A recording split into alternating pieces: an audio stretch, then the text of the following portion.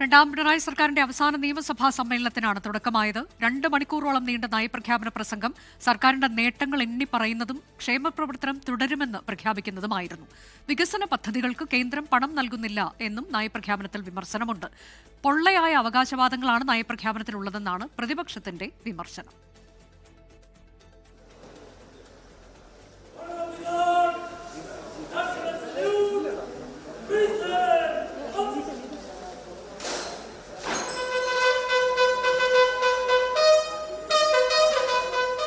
നിയമസഭാ തെരഞ്ഞെടുപ്പിന് തൊട്ടു മുൻപുള്ള അവസാന നിയമസഭാ സമ്മേളനത്തിനാണ് ഗവർണറുടെ നയപ്രഖ്യാപന പ്രസംഗത്തോടെ തുടക്കമായത്. അതിദാരിദ്ര്യ നിർമ്മാർജ്ജന പ്രഖ്യാപനം സൂചിപ്പിച്ചായിരുന്നു ഗവർണറുടെ നയപ്രഖ്യാപന പ്രസംഗത്തിന്റെ തുടക്കം. സാമ്പത്തിക ഞെരുക്കത്തിനിടയിലും സംസ്ഥാനം ക്ഷേമ പദ്ധതികൾ നടപ്പാക്കി. കഴിഞ്ഞ 10 വർഷത്തിനിടെ വലിയ സാമൂഹിക മുന്നേറ്റമുണ്ടാക്കിയെന്നും ക്ഷേമപ്രവർത്തനങ്ങൾ തുടരുമെന്നും നയപ്രഖ്യാപനത്തിൽ governor. Kerala enters this year a decisive moment in its development journey. The state has consolidated its position as one of India's most socially advanced and institutionally robust states.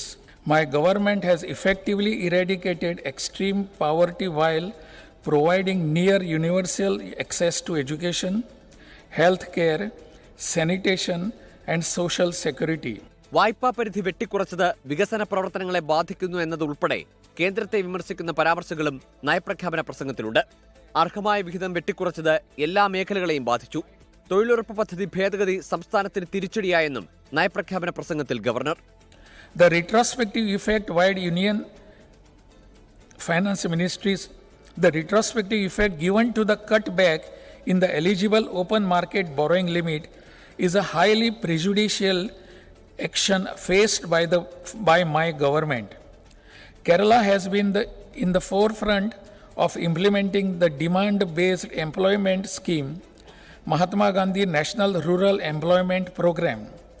The recent amendment to the said scheme, transforming it as VB-Gram-G, is a setback for Kerala as the assistance of the union has come down from 100 to 60%. തെറ്റായ കാര്യങ്ങൾ ഗവർണറെ കൊണ്ട് വായിപ്പിച്ചാണ് നയപ്രഖ്യാപന പ്രസംഗം നടത്തിയതെന്ന് പ്രതിപക്ഷം കുറ്റപ്പെടുത്തി. തെറ്റായ അവകാശവാദങ്ങളും അർദ്ധസത്യങ്ങളും കുത്തി നിറച്ച് ഗവൺറെ കൊണ്ട് പ്രസംഗിപ്പിച്ചിട്ടുള്ള ഒരു തെറ്റായ ഡോക്യുമെന്റാണ് ഈ ഗവർണറുടെ നയപ്രഖ്യാപന പ്രസംഗം. മാർച്ച് 26 വരെയാണ് നിയമസഭാ സമ്മേളനം നിശ്ചയിച്ചിരിക്കുന്നത്. ഈ മാസം 29-ന് അടുത്ത സാമ്പത്തിക വർഷത്തേക്കുള്ള സമ്പൂർണ്ണ ബജറ്റ് അവതരിപ്പിക്കും.